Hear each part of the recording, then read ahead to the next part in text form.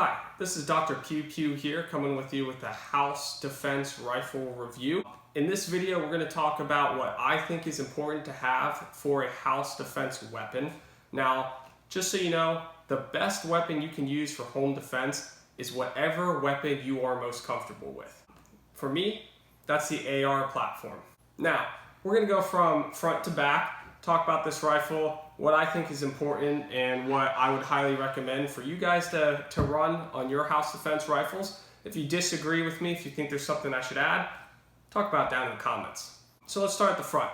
Here's a Wilson Combat Flash Hider. Why I think this is important? Well, the big reason is because as you shoot a rifle, as you all know, you get that huge bright flash fireball coming out at the end. This mitigates that down to almost nothing. Now, most break-ins occur at night, and because of that, if you shoot a rifle at night, you're gonna find that that big flash is gonna kind of blind you, and it's like someone taking a photo of you, and that temporary blindness, that could be catastrophic, especially in a scenario where you're defending your life or your family's life. So, why did I go with Wilson Combat? Well, as you guys know, with the 3-prong flash hider, after you shoot, you get that really annoying tuning fork ring. Those of you who don't know what a tuning fork is, I am kind of actually a doctor. I'm a medical student and we use these tuning forks. This is a 2-prong, similar to that, and you can probably hear it. I don't know if the camera's picking that up, but that ring is what you get on every single shot, and it really bothers me after numerous shots, and because of that, I went with the Wilson Combat because the Wilson Combat doesn't have any annoying tuning fork ring. So that is the perk of this. Now, just so you all know, the rifle here is completely unloaded. It is clear, there's no ammo. Next, let's talk about the barrel length. So, house defense, I prefer a shorter barrel. That shorter barrel makes it more maneuverable and keeps that rifle tight into you for turning corners. Now, barrel length. I went with an 11.3-inch barrel from Ballistic Advantage. Now, there's a couple reasons I did that. The 11.3-inch barrel is the shortest barrel you can go with to keep the overall length of the rifle at 26 inches or larger. By doing that, this is actually not technically a pistol, if you hadn't noticed the brace on the back. This is technically categorized now as a firearm, which means that I can legally run this vertical grip. Now, I prefer vertical grip. That's just my preference. If you don't care about vertical grips and you want to do an angled grip, you can shorten that barrel down to traditional Mark 18 style 10.3 or 10.5 inch barrel. Another reason I went with Ballistic Advantage is because, one, the accuracy is really good. Now, before you guys fight me on this in the comments, accuracy isn't too important just because this rifle specifically is designed for hitting targets out to about 100 yards max. And for that reason, whether the rifle is sub MOA, which it is with the Ballistic Advantage, which I like, but whether it's sub MOA or 3 MOA, doesn't really make that big of a difference, because when you're hitting out to 100 yards, that error isn't large enough where you're really going to be missing center mass. Now, house defense, you're shooting within 15 feet, maybe max. I have some long hallways, so maybe 20 feet max. That MOA is not going to make that difference. But a good thing about the Ballistic Advantage barrel is it comes with a pinned and welded gas block. Now, pinned and welded is the strongest gas block that you can get. It will never come off. If you run the rifle suppressed, it's not adjustable. Some people prefer adjustable gas blocks for that scenario, but there's ways that you can mitigate that overpressure with the suppressor, and we'll talk about that later, because this rifle is designed to shoot suppressed. However, I don't have a suppressor because I haven't really decided yet how I feel about this whole registration thing and confiscation, especially with the election coming up here. Now, also a benefit of the 11.3-inch barrel is that most handguards come in a 10.5-inch option. Now, what that means is that the handguard comes to the perfect point of the threading of the barrel, so that if you were to put a suppressor, it would be completely flush. and it just gives it that tactical look. I like that. Some of you might not, but of course, while you're out there and you're defending your life, it's also important to look cool. So that's why I went with that 11.3. Now, the handguard is Midwest Industry. This is my first rifle build that I had ever done, and I went with Midwest Industry, one, because I really like the product. It's a fantastic rail. I've never had issues with it. I beat my stuff up, and this thing, it holds its own really well. I was between this and the KMR at the time, made by BCM, and I went with this because it actually has the QD slots up here on the front of the rail as well as the rear. And at the time, since it was my first rifle, I wasn't sure how I liked to run my sling. So by having those options, it just made me feel more comfortable to try out different things to see what I liked. Now I run my sling all the way at the top, but that's just preference. So again, house defense rifle. So what's important? Break-ins occur at night. Weapon light. Weapon lights are very important. This is a Streamlight Pro Tac Rail Mount 2, 625 lumens. I went with 625 because the 1000 lumens is a little bigger, bulkier, and to be honest, once you kind of get to 500 lumens, you don't really need much more, especially in that close quarters combat scenario. This has a pressure pad on the top. It has a cloud defense mount. The pressure pad is just the standard one that comes with it. It has a strobe. It has a constant on, and it also has a momentary on.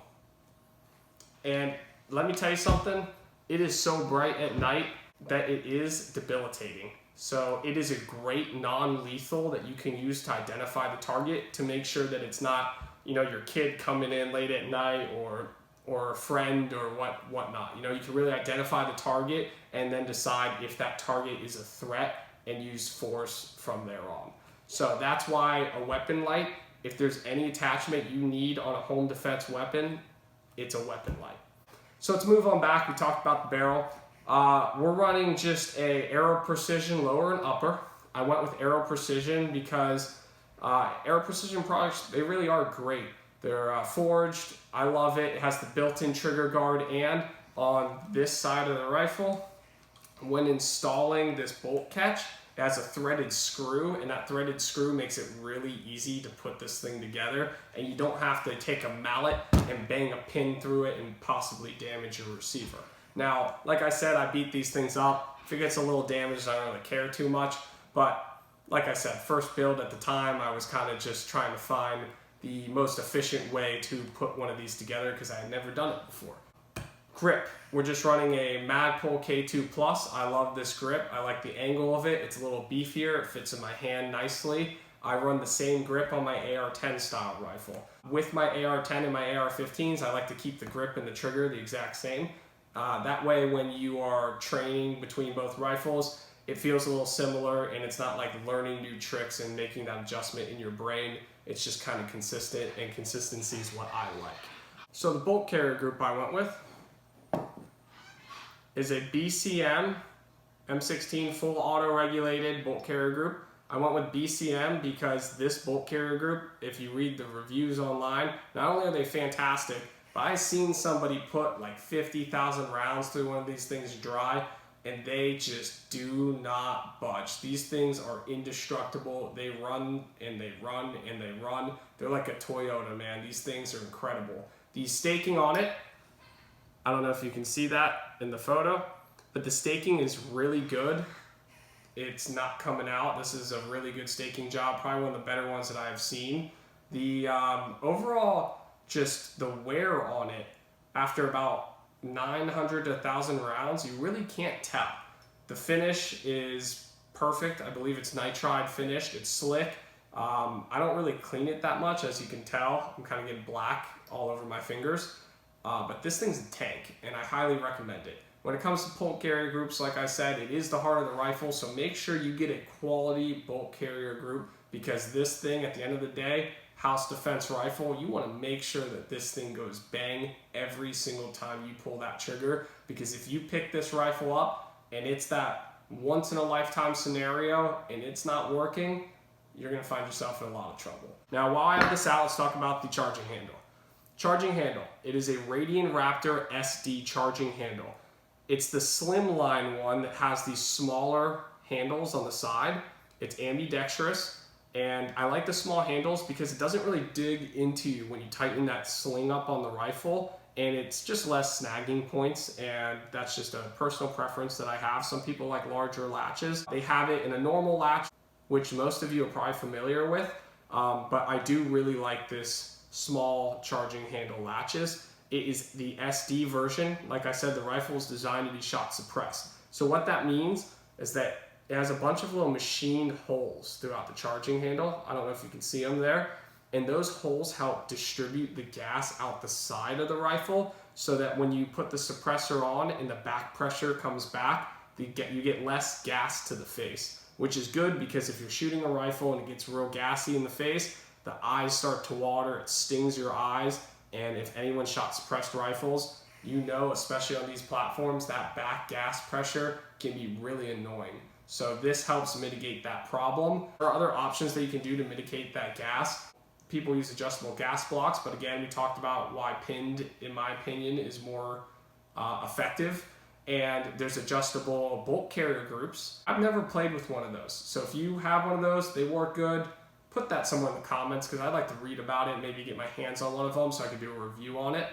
All right, so the rifle's back together. So now again, there's ways that you can deal with that back pressure. So most rifles come over gas. They do that because the factory doesn't want to worry about the reliability of the rifle. They want it to cycle with all kinds of ammo. With that being said, with the shorter barrel, with the shorter length of the gas tube, you get more back pressure, which means overgassing that rifle is more common. So I have an H2 buffer system. That H2 buffer weight mixed with the heavyweight M16 bolt carrier group is enough weight for this 11.3 inch barrel to be ejecting perfectly in between that 3 and 4 o'clock position. This rifle's gassed up beautifully. With the can on the end, I'm hoping that that H2 buffer is enough to keep it at the 3 o'clock. If it goes a little higher, I'll up it to an H3 buffer. With that being said, let's move down to the trigger. So the trigger here is a CMC, single stage, 3.5 pound trigger. Let me show you how it works. Again, clear. So single stage means that there's absolutely no take up. So if I press, there's no give. And if you feel it, it kind of just, beautiful, crisp trigger. Let's do that reset for you real quick. Instant reset, no over travel. This trigger, it's money. I absolutely love this trigger. Like I said, I use it on the AR10 style rifle. I prefer single stage triggers. For those of you that love Geissele's, I've used Geissele's, I love Geissele's too. The only reason I prefer the CMC is because it is a straight up single stage trigger. And now, I don't know if Geissele has a single stage trigger, but at the time of purchasing a trigger, they did not. It was more, they said it was single stage, I think, but it had take up in the trigger before it actually had that break. So I was looking for just a wall, and this gives me the straight wall. CMC is a great trigger, to be honest with you. It is priced high, I think, for what you get. I went with it because I got a killer deal on it. I think I only paid like $129 for it. And because of that reason, I bought 2 of them. I threw it in this one and in my AR-10 rifle. So for $129, completely worth it. When it gets up there towards the high hundreds, you know, Geissele's probably the better bet, in my opinion. So that's the trigger. Lower parts kit is just standard lower parts kit. I do not have an ambidextrous safety selector. Do I want to get one? Maybe, but to be honest with you, it's not that big of a deal for me because I'm right-handed. And when I shoot with my offhand, I just kind of tuck it in and I still pull the trigger with the right hand so I can still manipulate that safety selector. And the left side or the right side safety selector hasn't really kind of come in handy for me yet, but like I said, I don't have one, so I wouldn't really know. If you think we should get one on this rifle, if you have the benefits to why I should have one, put it in the comments down below. So what's on top of this rifle? So we're rocking a Holosun. It's a 510C titanium hood. I went with the Holosun because the Holosun has this great feature where it has the shake awake technology. So for house defense, you don't want to pick up a rifle and the optic's not turned on like an EOTech and you have to push the button for it to start working. You don't want to do any of that. You just want to grab and you want to go. So the shake awake means that without any movement on the rifle, I think it's 10 or 15 minutes, I don't know off the top of my head, it goes to sleep, and any movement of the rifle, just a little touch of the rifle, it flicks back on immediately.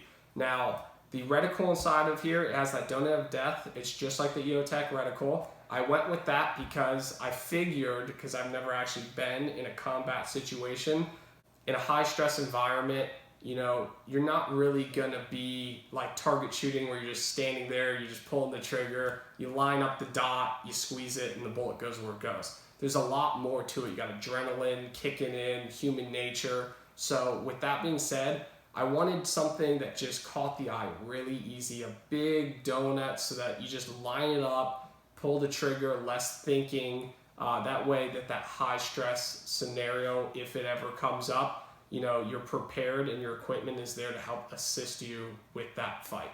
So again, shake awake, love it. This thing's a tank. I throw it around.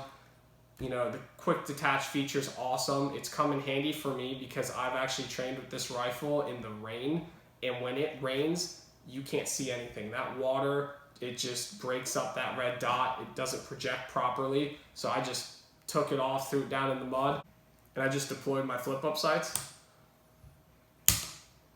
And I rocked iron sights because rain's not going to disorient aluminum. These flip-up sights are Aero Precisions. They're the HK style. I prefer HK, it's just my preference. They're made out of aluminum. They're 6061. I went with these over the Troys because, now I'm not knocking on Troy. I'm sure Troy sights are awesome. But for the price point, these were $99 on Amazon 2-day shipping, and the Troys were like $180 I think at the time. So, you know, for the price, these are made out of the same material. I've never had a problem with them at all. They're very reliable. They've never come loose on me. Like I said, I have used them when training in the rain, and they work awesome. So I do highly recommend these Aero flip-ups. I went with the flip-up front instead of fixed front preference, but this optic is an absolute co-witness, which means the dot will line up perfectly with that front sight post. And it gets really busy really fast, so I prefer it down so I see red dot only. So lastly on this rifle, we have the pistol brace. So a pistol brace is not a stock. Now it looks just like a stock. This is an SBA3 tactical pistol brace. So what that means is that if you look through it, it's kind of hollowed, and it's for your arm to actually slide in and hold so you can shoot with one arm. Now, the ATF has ruled that you can shoulder this now, which means you don't have to hold it out with one hand. And that's awesome. I'm happy that they finally came around and did that. So you can rock this similar to a stock. It's very sturdy. It's comfortable on your shoulder. It is fully adjustable. I think it has 4 positions. The buffer tube has 6, but I think with the design of the SBA3, you only have 4 different spots. I just keep it fully extended. Fully extended, it is a little shorter than a traditional adjustable stock, but it's really not that noticeable. And again, for that close quarters, I personally like to be real up close on that gun, so sometimes I even rock it a little bit closer. So the pistol brace. The cheek weld is actually really good. I love the cheek weld, it's comfortable, and I'm a guy with a beard. It does not pull my beard hairs, which is awesome because some adjustable stocks, they do pull your beard hairs, and it's annoying, and it kind of hurts, not gonna lie. So that's it for this rifle. If there's something else on this rifle that you want more details on, put in the comments. We could do a review on it, accuracy test. If you want to see it shooting, let me know. I have no problem doing that. Thank you for watching the channel. Like, subscribe, share. Dr. Pew Pew, signing out.